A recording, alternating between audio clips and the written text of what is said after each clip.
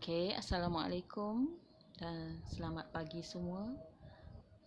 Tutorial kita pada minggu ini adalah berkaitan topik tamadun Melayu. Untuk pengenalan, kita lihat apakah yang kita akan pelajari tentang tamadun Melayu.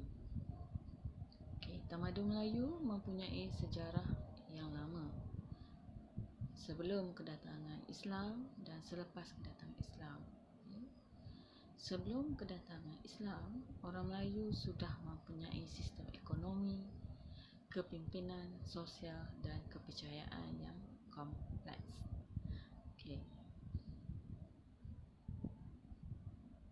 Kepandaian mereka menjinakkan binatang, menanam padi, membuat senjata dan menguasai kehebatan layar. Jadi itu antara kepandaian ataupun kita kata kebolehan pada masa tamadun Melayu. Melalui satu proses pengembangan yang terpenting, iaitu penerimaan agama Islam sebagai tonggak dalam membentuk tamadun Melayu Islam. Pengembangan bahasa Melayu yang menjadi bahasa lingua franca. Kita lihat pula kedudukan geografi tamadun Melayu. Alam Melayu ini dikenali sebagai Nusantara yang merupakan kawasan tamadun Melayu yang kaya dan luas dari segi geografinya. Di sini segi geografinya tu boleh lihat. Kemudian kita tengok perincian pertama mengenai kedudukan bahasa Melayu. Itu anda boleh lihat oleh yang dinyatakan dalam buku Malay Archipelago pada tahun 1869. Ini mentakrifkan gugusan Kepulauan Melayu sebagai rantau Asia Tenggara. Di sini rantau Asia Tenggara yang dikatakan gugusan Kepulauan Melayu.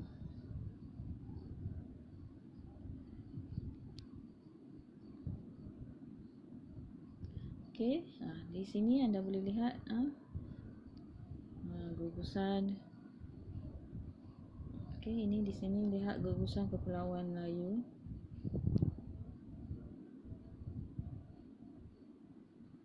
Alam Melayu ni meliputi negara seperti Malaysia, Indonesia, Brunei.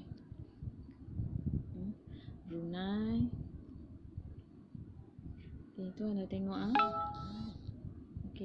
Thai, Myanmar, Burma, Indochina. Kemudian berkembang pesat ke Kepulauan Pasifik di bahagian timur. Itu mencecah Melanesia dan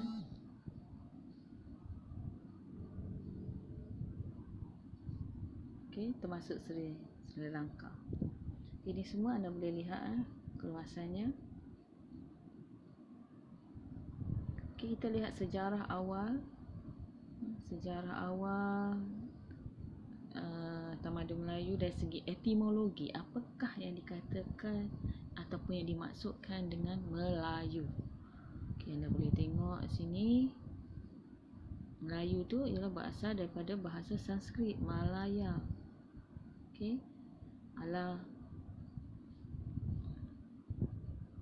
Malaya ataupun dia kata yang bermaksud alaya tu ialah tempat, manakala Himalaya ialah tempat saji. Sebab tu kita pernah tak anda pergi ke pasaraya dan kita melihat produk-produk yang ditulis berasaskan Himalaya dan gambarnya ditunjuk ialah pergunungan yang ada salji. Itu sebab kita kata tempat bersalji. Penggunaan perkataan Melayu pada mulanya dikesan daripada penulisan. Bahasa Melayu tu dikesan daripada penulisan M. Ptolemy dalam bukunya Geographic Sintaksis, iaitu tentang sintaksis sejarah yang ditulis sebagai Melayu kolon. Iaitu diyakini, maksudnya disahkan, kita kata berasal daripada bahasa Sanskrit, yang Sanskrit Malaya kolon atau Malay Kurang. Kemudian Emilio yang mengkaji karya Ptolemy, dia menyatakan bahawa Melayu, kita kata Melayu kolon, merupakan sebuah tempat di Tanjung di Kuantan, Malaysia. Profesor Yang Liji menjelaskan dalam bukunya hubungan ketamadunan Melayu Cina dan rekod tertua yang menyebut tentang perutusan Melayu ni atau Moloyu atau Maliyuyu ke negeri Cina pada tahun 644 Masihi.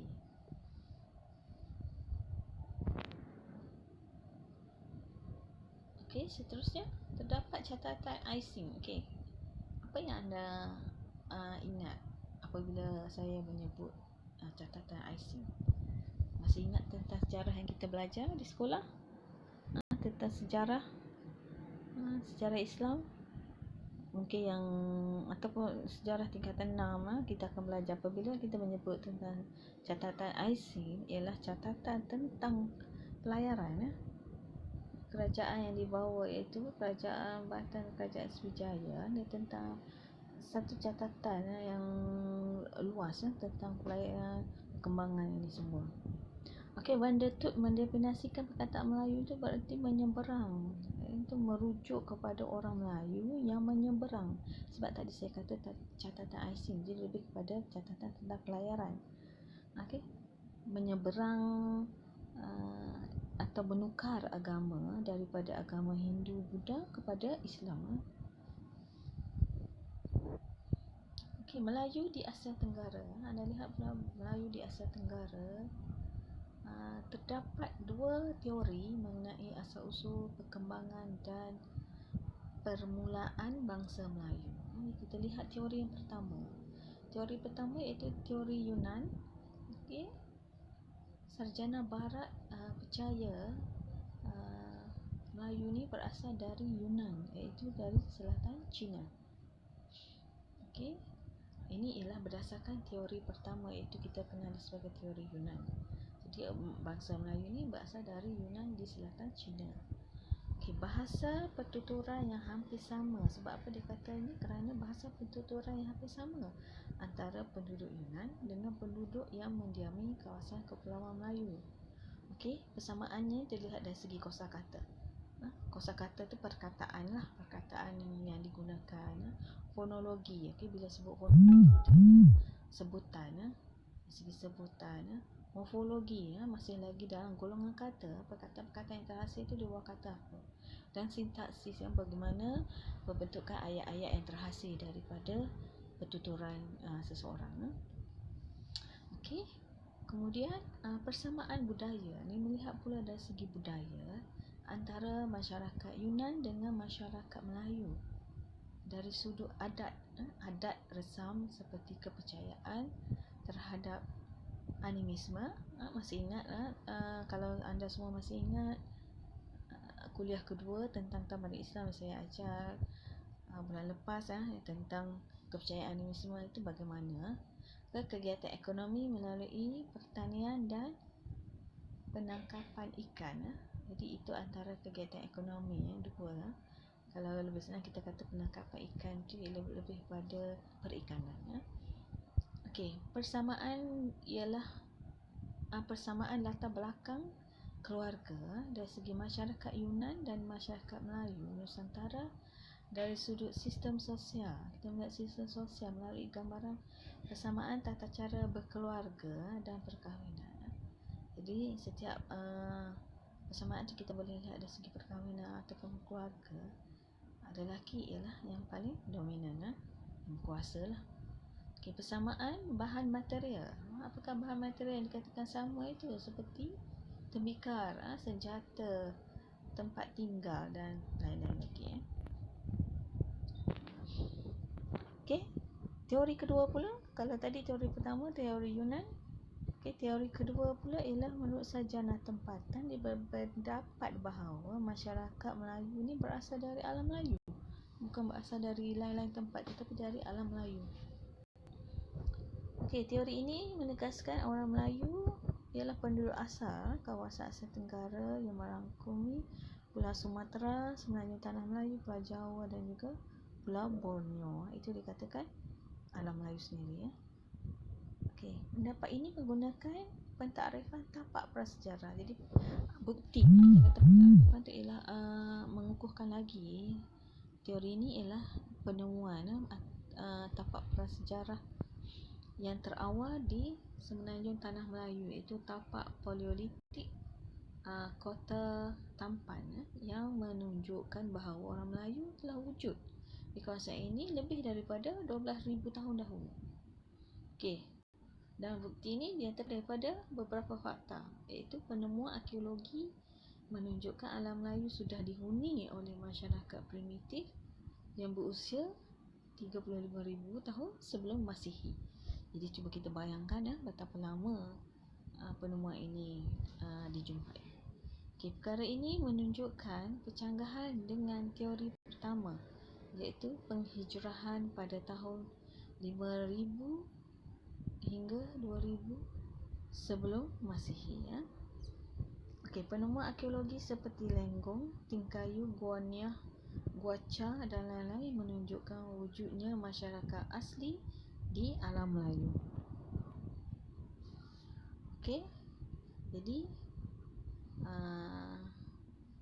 anda semua boleh lihat bukti-bukti yang saya nyatakan tadi dalam slide yang tadi. Inilah antara bukti-bukti, ya, yang boleh anda lihat secara ringkas di sini, ya.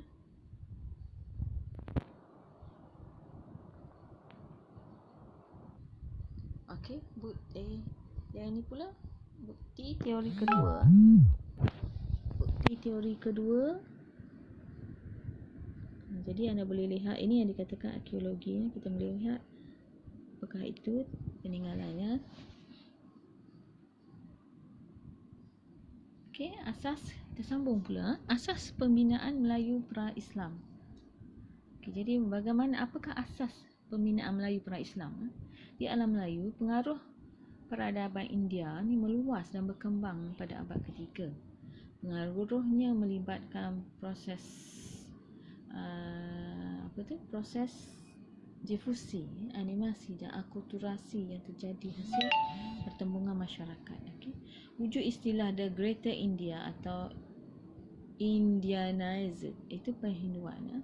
Kerajaan seperti Majapahit dan Sriwijaya merupakan antara kerajaan yang mendokong fahaman Hinduisme. Pengaruhnya dalam sistem sosial, khususnya dalam sistem politik dan kemasyarakatan tempatan, ada istiadat dan upacara, bahasa dan sastra seni, semuanya adalah sama, ada persamaan. Monumen seni seperti candi, tugu, ukiran batu dan pintu gerbang yang mengandungi catatan dan motif bercirikan Hindu. Okey, kemudian anda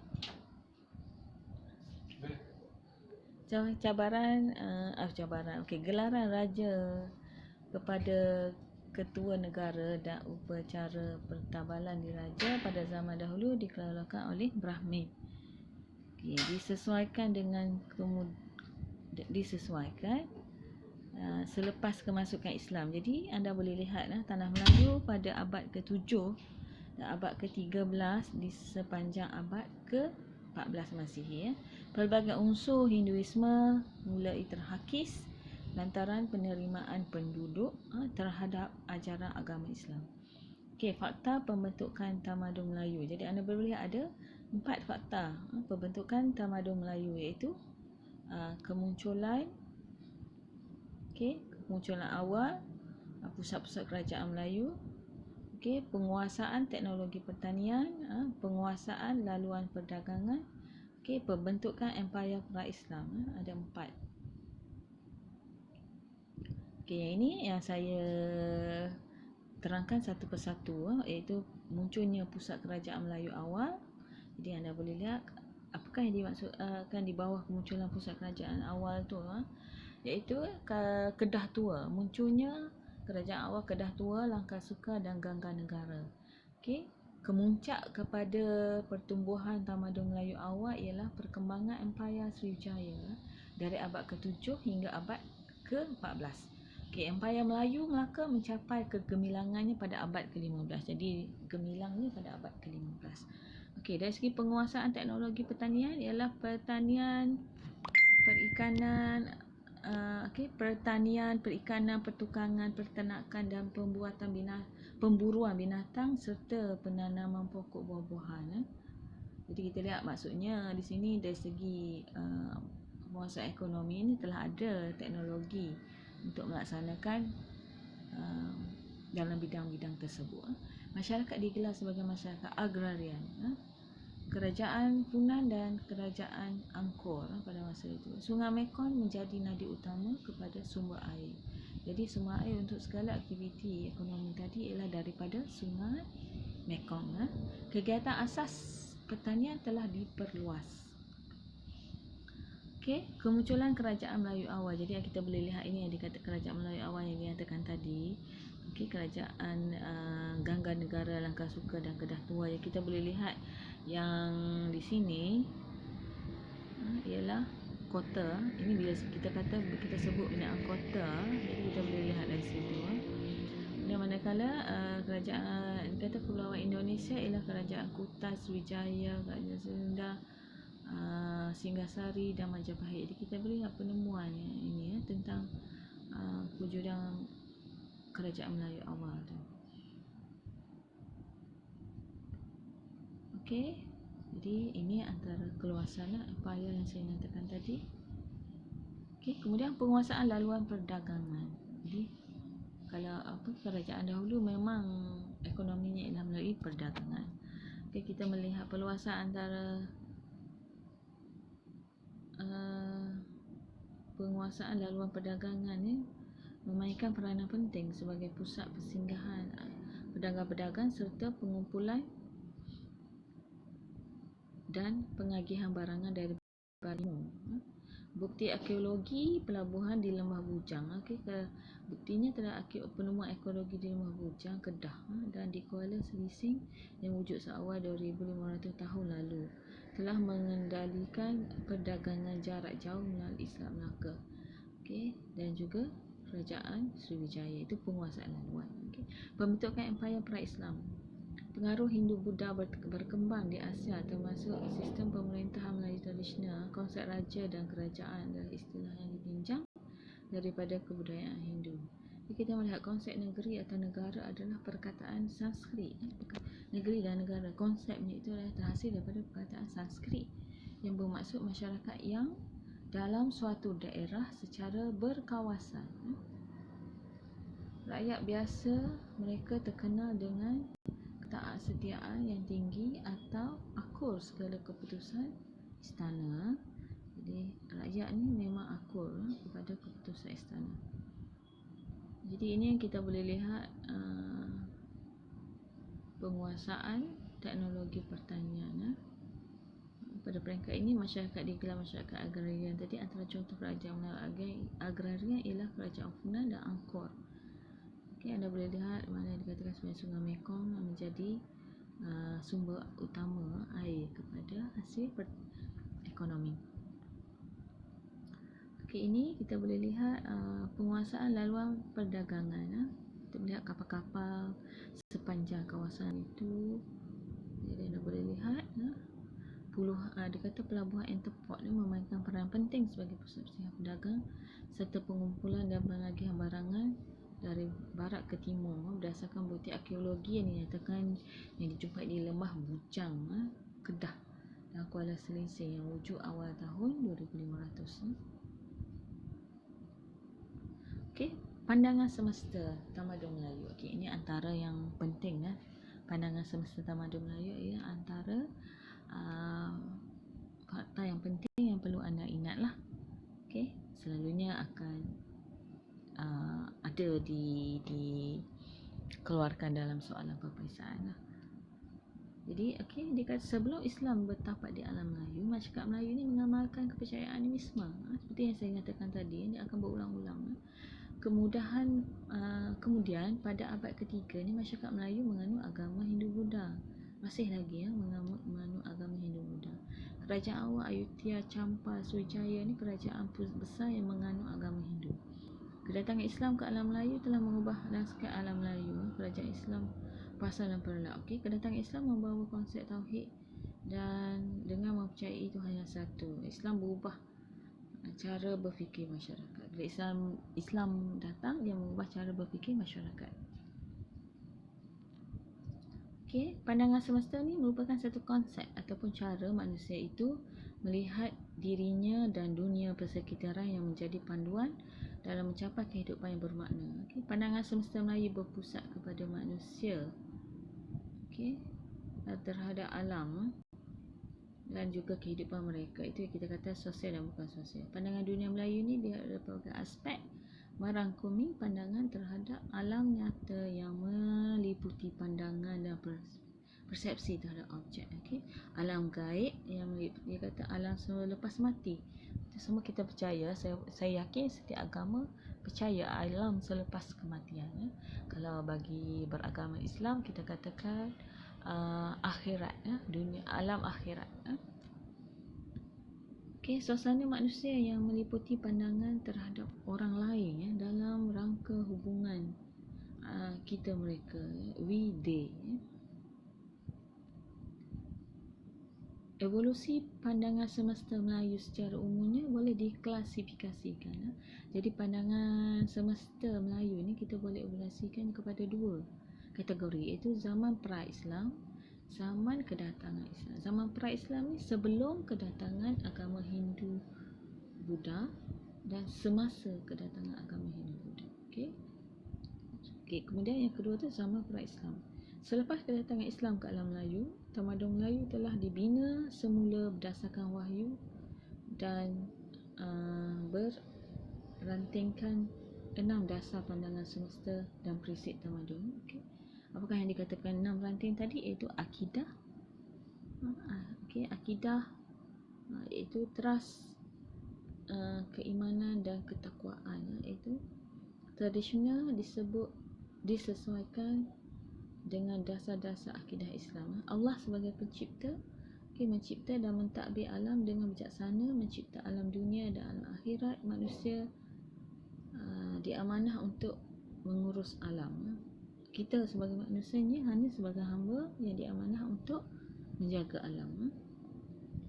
Okey, yang ketiga dia kata Islam al-Din. Islam al-Din tu apakah yang dimaksudkan? Islam ni adalah syariat yang telah diturunkan oleh Allah Subhanahu Wa Taala, cara hidup yang lengkap dengan segala tata cara yang mengatur kehidupan manusia, bersumberkan Al-Quran dan juga Al-Sunnah. Okay, merangkumi persoalan akidah, ibadah dan juga akhlak. Okey, dan ada juga kita konsep balas baik dan jahat. Maksudnya perbuatan yang baik dibalas baik, perbuatan yang jahat dibalas jahat. Saya rasa semua kita percayalah perkara ini. Yang berlaku depan mata kita pun kita boleh lihat kan. Siapa yang buat baik dia akan dapat baik, siapa yang buat jahat dia akan mendapat balasan yang jahat. Okey, kemudian dari segi niat dan matlamat redha Allah, mencapai redha Allah. Apa saja yang ingin dicapai dalam hidup mestilah sentiasa berada dalam landasan yang benar, sebagaimana telah ditetapkan oleh Allah. Okey, yang kelima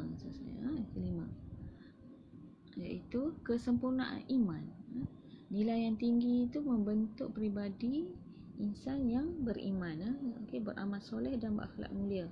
Menghormati maruah sesama insan melambangkan keunggulan peribadi.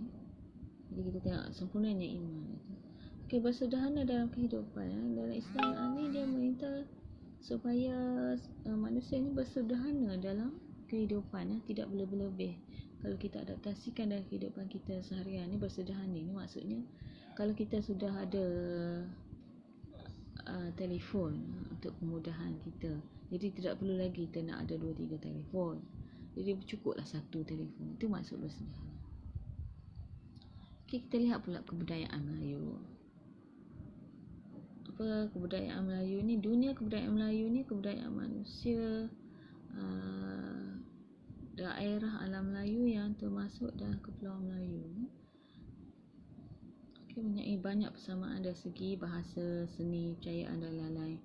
Okey, sejarah Islam ni dikata kebudayaan sebagai satu himpunan sifat akhlak dan nilai sosial. Jadi semua ini kebudayaan yang telah dalam slide-slide terdahulu kita nyatakan semua ini akan diulang.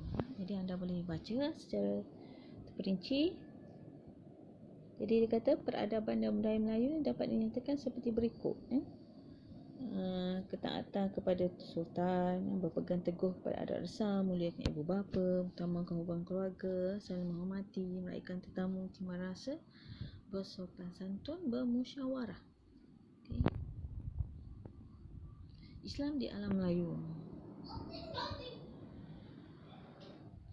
Okay, secara umumnya kedatangan Islam di rantau ini seawal abad ke-7 yang telah dibawa masuk oleh para umat Islam yang rata-ratanya merupakan para pedagang adalah suatu peristiwa sejarah yang besar bagi penduduk Kepulauan Melayu. Okey, kemasukan agama Islam ini telah memainkan peranan penting dari segi mengislamkan masyarakat. Jadi bila Islam datang tu dia memainkan peranan untuk mengislamkan masyarakat tempatan sehingga berlaku satu perubahan besar dalam kehidupan masyarakat Melayu. Dia memantapkan keseluruhan pandangan semesta Melayu dan tertumpu pada Tuhan. Okey, yang ini dia kata menurut Muhammad Rusdi ini dia menjelaskan bahawa kedatangan Islam ke alam Melayu ni sebenarnya bermula dengan masuknya Islam ke Nusantara melalui pelbagai cara dan teori. Okey, faktor runtuhnya Kerajaan Agung Sriwijaya Majapahit disebabkan pengaruh ajaran Islam yang datang dari Timur Tengah. Okey, teori kedatangan Islam ke alam Melayu iaitu teori ada dua, iaitu teori dari Arab, India dan China. Ada tiga. Itu teori dari Arab, teori mengatakan Islam datang ke alam Melayu itu dari Arab, dari India dan juga dari China. Antara tokoh yang menghuraikan mengenai kemasukan Islam ke alam Melayu antaranya D.G.E. Hall, S. Fatini, Jocelyn D. Jong, Barbara Watson dan lain-lain. Okey, ini teori yang mengatakan Islam dari tanah Arab. Islam datang dari tanah Arab. Okay, teori ini disokong oleh sejarawan seperti Crawford, Said Naqi Al-Atas. Jadi anda boleh baca ini secara detail slide yang saya berikan ini. Okey, dan saya harap teori kedatangan Islam ke tanah Melayu ni anda fahami, baca dan ingatlah. Antara faktor ini saya telah sediakan slide kepada anda. Jadi cuba baca bagaimana rentikan Islam tu yang dikatakan berasal dari tanah Arab. Okey, rentikan Islam berasal dari India. Okey, yang ini tolong baca. Dan Islam berasal dari China dan Champa. Okey, ketiga teori ni sebolehnya anda ingatlah, baca dan ingat. Okey, kita tengok pengaruh Islam di alam Melayu. Apakah pengaruh Islam di alam Melayu? Kebanyakan ahli sejarah moden berpendapat bahawa Melaka ni merupakan negeri yang memainkan peranan penting dalam penyebaran agama Islam di tanah Melayu. Okay, jadi kalau kita tengok bagaimana Islam itu berleluasa ialah melalui aktiviti perdagangan. Okey. Okey, dan buktinya kita boleh dapat daripada artifak seperti batu bersurat dan batu nisan. Okey, berpandukan faktor geografi, negeri Kedah yang terletak di utara semenanjung tanah Melayu merupakan negeri yang pertama menerima ajaran Islam kerana kedudukan yang terletak di persimpangan jalan perdagangan laut antara negeri Arab dengan negeri China. Ia juga mempunyai hubungan yang erat dengan kerajaan-kerajaan Sumatera Utara termasuk Perlak, Samudra Pasai dan Aceh. Okey, pengaruh Islam di alam Melayu. Okey, pengaruhnya ialah kepercayaan. Yang pertama, kepercayaan dan akidah. Okay, berkaitan dengan keimanan. Apakah yang disebutkan kepercayaan dan akidah? Kepercayaan dan akidah itu berkait dengan keimanan lah manusia, kepercayaan manusia kepada Allah, iaitu pengakuan tidak ikrar serta dibuktikan dengan amalan, membawa banyak perubahan kepada masyarakat Melayu yang sebenar. Pada masyarakat Melayu sebelum ini yang dipengaruhi oleh kepercayaan animisme dan juga agama Hindu Buddha pada masa sebelum Islam datang tu. Islam bawa unsur-unsur yang rasional, intelektual dan logik akal, di mana mereka diajar supaya mempercayai Allah yang Esa. Okey, jadi adanya konsep rukun iman dan juga rukun Islam sebagai panduan kepada masyarakat Melayu. Okey, yang kedua, politik dan pemerintahan. Okey, jadi kalau cuba ingat tadi, ini ialah pengaruh Islam di alam Melayu. Pertama, kepercayaan akidah. Kedua, politik dan pemerintahan. Politik dari segi politik dan pemerintahan ni bercorak kesultanan, pemerintahan tu bercorak kesultanan, dan sehingga sekarang kita amalkan konsep Islam. Ini mempunyai sistem pemerintahan yang punya undang-undang Islam. Jadi apakah yang dinyatakan lagi di bawah politik dan pemerintahan ni? Antara undang-undang Melayu lama yang penting ialah Hukum Kanun Melaka, Undang-Undang Laut Melaka, Undang-Undang Pahang, Undang-Undang Kedah, Undang-Undang Perak dan Undang-Undang Johor. Okey, yang ketiga, sistem sosial masyarakat tradisional Melayu. Jadi kita boleh lihat piramid tu. Yang tertinggi adalah sultan. Jadi yang kita amalkan sekarang, kalau sultan tu ialah di setiap negeri, tapi untuk keseluruhan Malaysia tertinggi ialah agung. Okey, dari segi perkembangan intelektual, apakah yang telah berlaku? Pengaruh yang telah pengaruh Islam ni, berkembangnya intelektual, iaitu Islam dijadikan pusat intelektual. Contoh, Istana Raja Pasar telah dijadikan pelayaran ilmu oleh Patutah ke Pasar. Okey, penyampaian ilmu ni berlangsung di institusi madrasah dan sebagainya. Bahasa Melayu muncul sebagai bahasa ilmu yang diperkaya dengan pendaraan kata yang diambil dari istilah yang terdapat dalam Al-Quran, Sunnah dan karya-karya ilmuwan Islam ataupun Muslim. Kita kata, okey, tulisan Jawi menjadi tulisan kesusastraan Melayu. Hasil kesusastraan telah dimanjur oleh kesusastraan keagamaan, khususnya sastra kitab seperti riwayat hidup Nabi Muhammad SAW, cerita-cerita Nabi, ahli keluarga dan sahabat-sahabat, serta pahlawan Islam.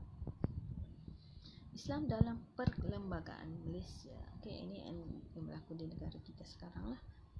Islam dalam perlembagaan Malaysia ni maksudnya kedudukan perlembagaan bersuara sebagai yang tertinggi di Malaysia. Inilah asas panduan utama.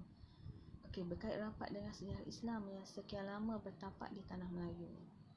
Okey, dikatakan kesinambungan daripada sejarah tamadun Islam di tanah Melayu. Okey, Islam adalah agama persekutuan, tetapi agama lain bebas diamalkan di mana-mana bahagian persekutuan. Okey, sumbangan tamadun Melayu. Apakah sumbangan tamadun Melayu? Okey, perkembangan tamadun Melayu yang telah mengalami pengembangan dari pelbagai sudut. Jadi antara pencapaian tamadun Melayu ini dapat dilihat dalam 6 kategori, iaitu bidang kesusastraan, bidang ketenteraan, perubatan, pendidikan, kesenian, sains dan teknologi Melayu. Okey, kemudian kita lihat satu persatu kesusastraan persuratan Melayu itu. Anda boleh lihat apakah yang terkandung di bawah itu: cerita asal usul, cerita Megas Tua, cerita jenaka, legenda, cerita pelara dan sebagainya. Okey.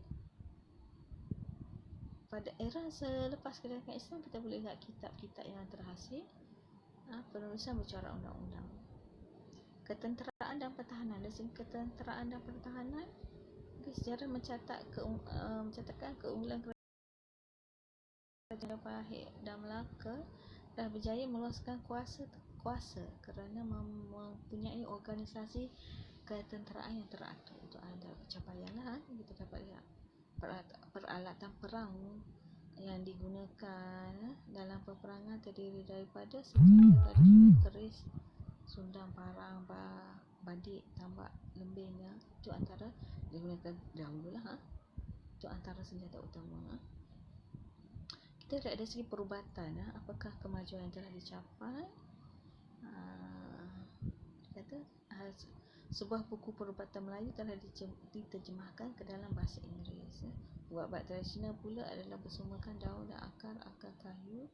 Lebih kurang 6,000 ke 7,000 spesies tumbuhan digunakan sebagai bahan untuk ubat kayu oleh pakar perubatan tradisional. Jadi perubatan itu telah dimajukan dengan berpandukan sumber alam. ilmu pendidikan, dari banyak ilmu pendidikan, dalam ilmu pendidikan pula terlihat pengaruh besar kalau Islam Melayu ni dapat lihat dari ilmu pendidikan meliputi aspek ilmu yang diajar, institusi pendidikan dan strukturnya serta guru dan murid-murid. Banyak tumpuan tu banyak lebih pada ilmu syariah atau nakliyah yang meliputi bidang usuluddin, fiqh dan tasawuf. Bahasa Melayu dijadikan bahasa lingua franca di alam Melayu bagi menggantikan bahasa Jawa kuno dan bahasa Sanskrit. Sistem tulisan Arab Jawi telah diperkenalkan. Wujudnya institusi pendidikan seperti istana berfungsi sebagai perpustakaan atau tempat penyalinan dan penterjemahan. Rumah-rumah ulama, madrasah, surau juga sebagai tempat melaksanakan pengajaran ataupun menyampaikan ilmu. Kesenian, dari segi kesenian pula banyaklah antara seni-seni seni tari, muzik, ukir, khat, seni bina, seni bela diri, pertukangan, seni tenun sulam dan anyaman. Sains, dari segi sains dan teknologi, pencapaiannya ialah sebahagian daripada sistem sains yang dihasilkan oleh tamadun Melayu terlihat dari sistem sukatan atau kita lihat pengukuran jarak. Macam mana kalau nak ukur jarak tu sudah ada kemajuan dari segi sains, seperti sejengkal, sedepa, hasta dan rantai. Dan timbangan, pula cupak, gantang, koyan adalah berbeza dari sistem penakaran lain dan berkaitan rapat dengan keperluan serta pengalaman masyarakat Melayu. Kemampuan orang Melayu juga dapat dikesan dalam bidang kimia yang berkait dengan keperluan menyediakan material bagi kegunaan harian. Masyarakat Melayu terlibat dengan aktiviti penciptaan logam, hasil peluburan tembaga, besi, emas dan perak. Itu ialah kita boleh melihat dari segi sains dan teknologi. Tamadun Melayu teras pembinaan masyarakat Malaysia. Jadi itulah antaranya dari segi sistem perundangan, agama Islam, adat istiadat Melayu, interaksi tamadun Islam dengan tamadun lain. Orang Melayu, penduduk kepulauan, sifat terbuka, interaksinya macam mana orang Melayu dan penduduk kepulauan, sifat terbuka dan rasional, penerimaan dan membuka peluang kepada kemampuan luaran, bermusyawarah dan bermuafakat, jalinan hubungan masyarakat Melayu dengan masyarakat bukan Melayu. Itu kita katakan interaksi tamadun lain. Kedudukan istimewa orang Melayu dan Mitra ini telah termaktub. Keistimewaan orang Melayu juga telah menjadi satu asas perkembangan ketuanan orang Melayu dalam menerajui dan memiliki negara Malaysia. Ini telah termaktub dalam perkara 153 Perlembagaan Persekutuan. Perlembagaan Malaysia juga memberikan perakuan dan pengiktirafan terhadap undang-undang adat yang dilaksanakan dalam kalangan orang Melayu. Namun begitu, undang-undang adat ini tidak dapat mengatasi atau melangkah kuasa, atau kita kata melanggar perlembagaan. Itu tidak boleh berlaku. Semangat dan jati diri kebangsaan, tentulah kalau orang Melayu tentulah ada jati diri dia, dan kita sebagai rakyat Malaysia jati diri kita sebagai rakyat Malaysia begitulah juga. Penerapan nilai-nilai Islam, jadi kita boleh lihat apakah beberapa penerapan nilai Islam yang telah berlaku. Terbukti kebangkitan Islam pada dekad tersebut ialah tumbuh suburnya kegiatan dakwah dalam masyarakat Melayu seperti Perkim. Perkim itu ialah Pertubuhan Kebajikan Islam Malaysia, Al-Arkam, yang kalau dahululah tapi kini telah diharamkan. Jemaah Tabligh, iaitu Persatuan Kebangsaan Pelajar Islam Malaysia, dan ABIM, Angkatan Belia Islam Malaysia. Jadi kalau yang terkini, penubuhan institusi Wasafiyah oleh Datuk Seri Muhammad membangunkan sebuah bangsa Malaysia yang menghayati nilai etika yang unggul berteraskan konsep wasatiyah dalam segenap aspek kehidupan. ke sistem ekonomi Islam, perkembangannya di Malaysia dari segi ekonomi Islam. Jadi anda boleh lihat pada era globalisasi, ekonomi di Malaysia telah diperkukuhkan dengan sistem perbankan Islam. Adanya sistem perbankan Islam. Kalau dulu hanya perbankan nasional, tak ada yang konvensional, tak ada yang Islam. Sekarang dah ada yang Islam, itu antaranya. Jadi yang lain-lain anda boleh lihat dalam slide tersebut yang saya lampirkan kepada anda. Okey, tamat.